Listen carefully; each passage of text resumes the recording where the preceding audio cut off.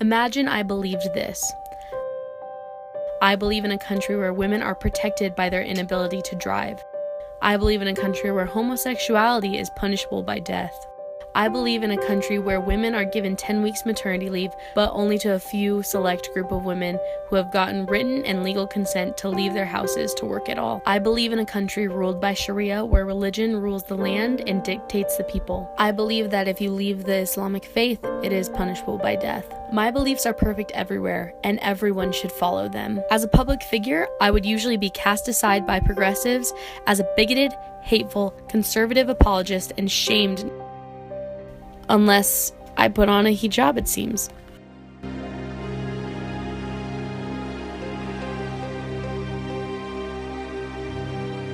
This question is really important to me because I believe that women's rights are human rights. So I really want to know under what circumstances it's acceptable to say that I wish I could take their vaginas away. They don't deserve to be women. And just to give that context, that's one of your tweets off your Twitter.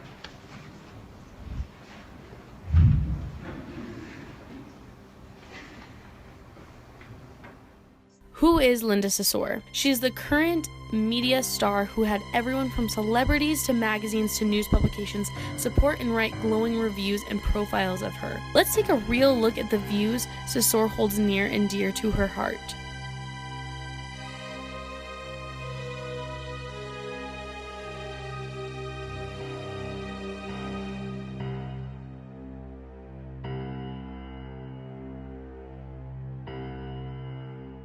Our beloved Prophet Muhammad was a human rights activist.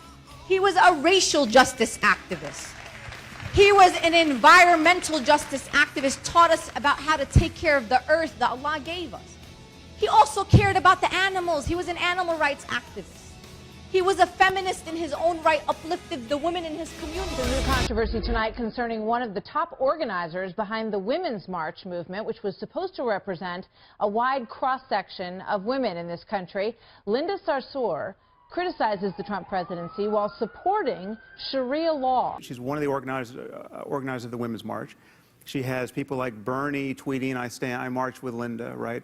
But she's someone who has gone after Ayaan Hirsi Ali, who's a real feminist hero. And she's tweeted absolutely defamatory things at her, like she doesn't deserve her vagina, she deserves an ass whipping. I mean, she's a theocrat. Ms. Sarsour is hostile to me, not because she knows me, but because she's a fake feminist. Ms. Sarsour is not interested in universal human rights. She's a defender of Sharia law. And the principle of Sharia law, there's no principle that demeans, degrades, and dehumanizes women more than the principle of Sharia law.